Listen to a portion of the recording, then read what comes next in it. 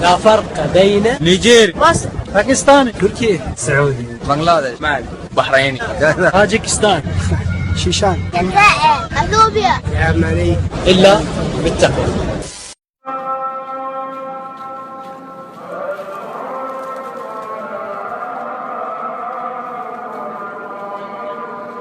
From Mecca. Ramadan Kareem for everybody, and this is our dress. We want to perform Al-Umrah, and I hope from God to accept all the good things from all of us. 26th of Ramadan. People from all around the world and cultures come here. These are the gates of the world's biggest mosque.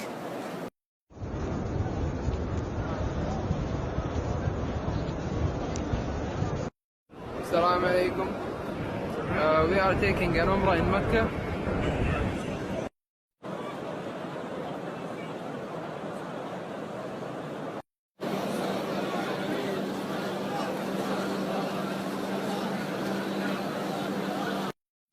Oh Allah, accept all the prayers and du'as of all those people who came just for you. This is Maqam Ibrahim, the station of Prophet Ibrahim, who has built the Grand Mosque with his son Prophet Ismail.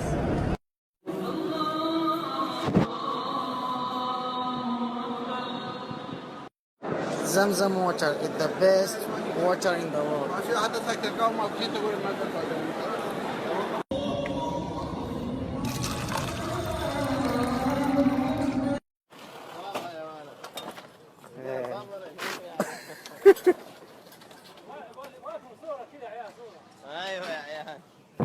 Now we are in Mas'a. People who are doing, Umrah have to walk 7 times between Safa and Marwa, and may Allah accept from them. That's the green light, which Hajar, peace be upon her, rushed, looking for water, and people are doing it accordingly.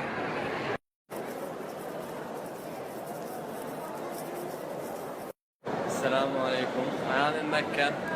Alhamdulillah, just now I finished Al-Umrah. Alhamdulillah.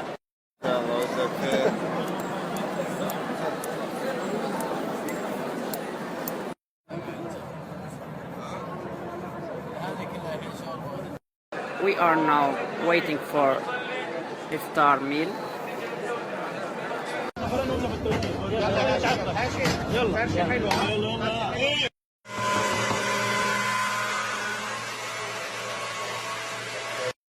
Millions of meals will be provided today for breakfast. All of them are free. Preparing iftar to the people in the street. Now we are getting ready for the iftar, as you can see. We're just now waiting for the iftar call.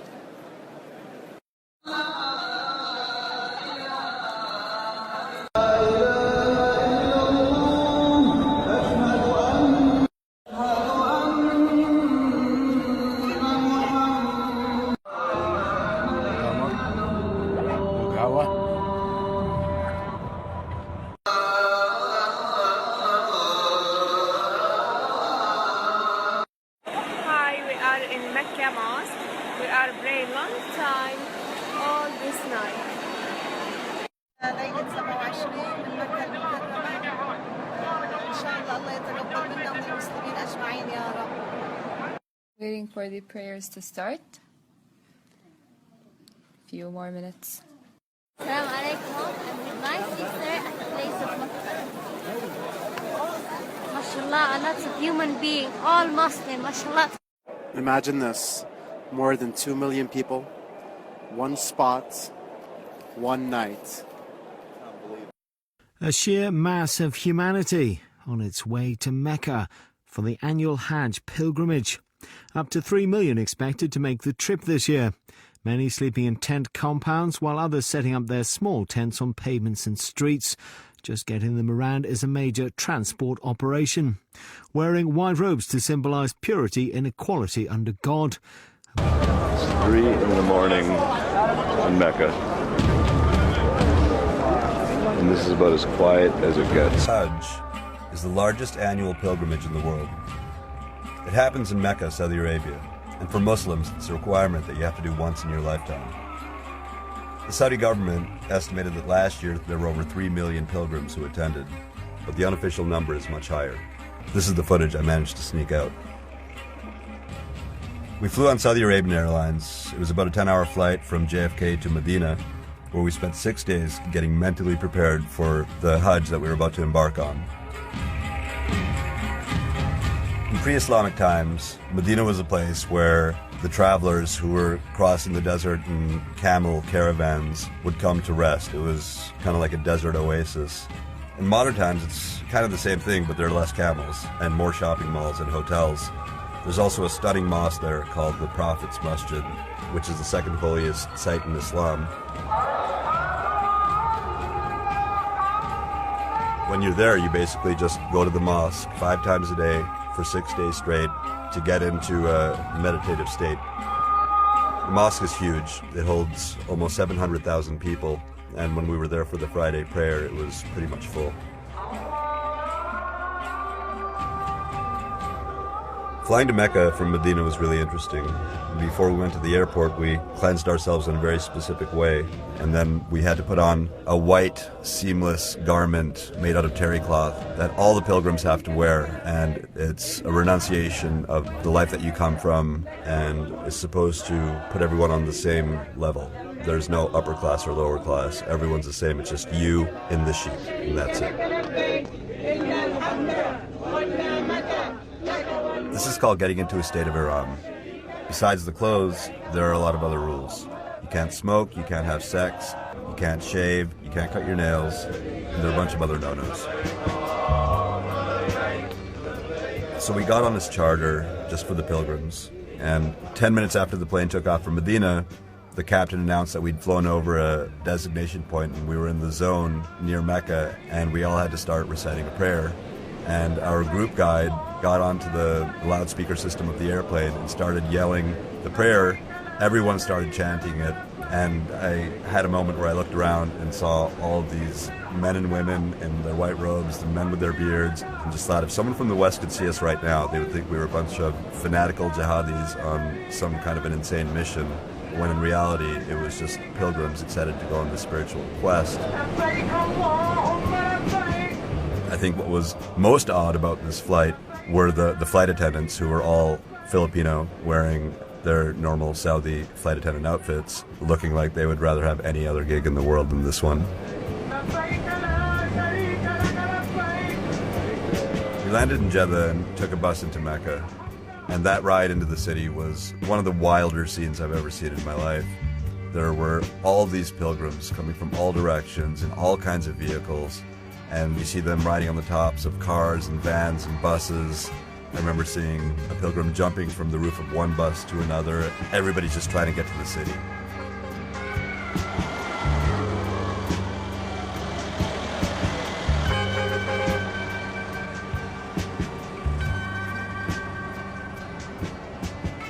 Mecca is not a very big city, and during the year it's a relatively mellow place, except during the week of Hajj. The city completely transforms.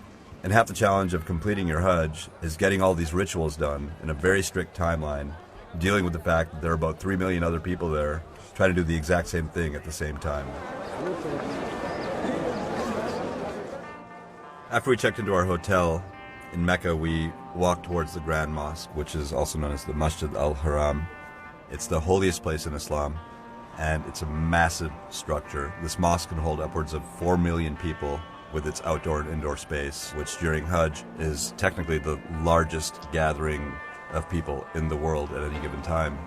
This mosque is what Muslims pray towards from all over the world. And as you're walking towards it, you feel the anticipation build. People have been waiting their whole lives to come to this place. And once you enter the mosque, then you see the Kaaba.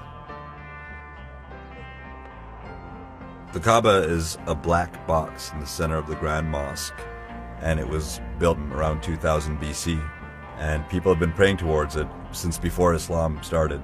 And when Prophet Muhammad finally showed up, he cleaned up the place, got rid of all the idols that the pagans had been worshipping, and reordained the building as the house of God.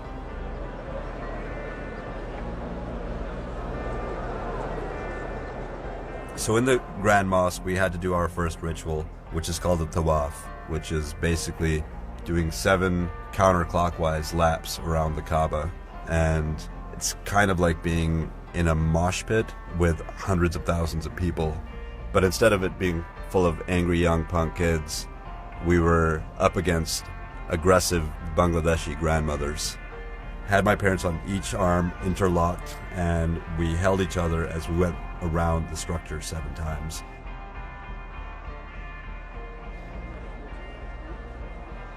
You're staring at the Kaaba. It's a very intense and heavy vibe. But the one thing that's a total bummer is you look up and all you see are these massive luxury 5-star hotels for the super rich Muslims who want to pray from the confines of their room.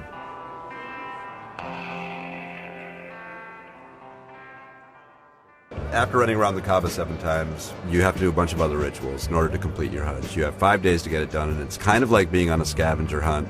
You have a checklist, you have to be smart, and you have to use strategy in order to make this happen on schedule. You have to do the sa'i, which is walking and running back and forth between 2 hills. Back in the day, it used to be outdoors, and now it's been turned into an indoor structure with 2 very, very long corridors.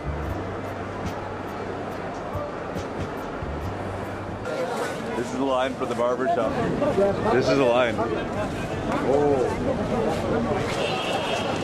Soon they will all be bald, all of these men. Barbershops in Mecca, these massive lines outside of them, and you see hundreds of thousands of baldos walking around town, and those people have all succeeded in completing their Hajj, and they're called Hajis.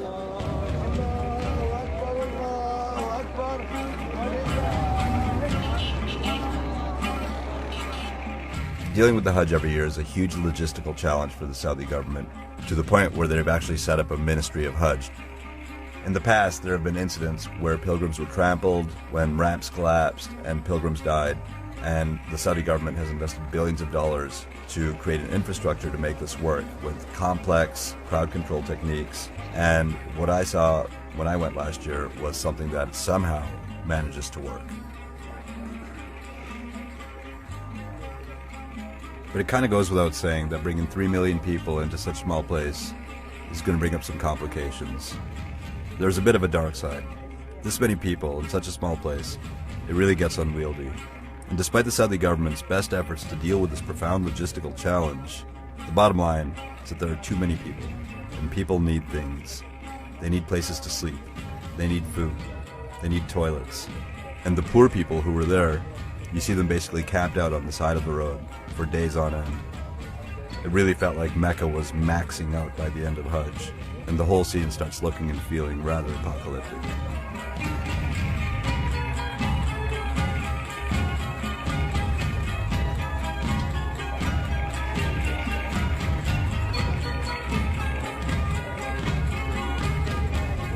You should be the happiest people on earth, because your mission has been accomplished, and you're all newborn, and Allah has erased and forgiven all your previous sins. This is reality, it's not a dream anymore. No matter where all these people come from, no matter what they do, and no matter how rich or poor they might be, during this pilgrimage to Mecca, it felt like everyone was just the same.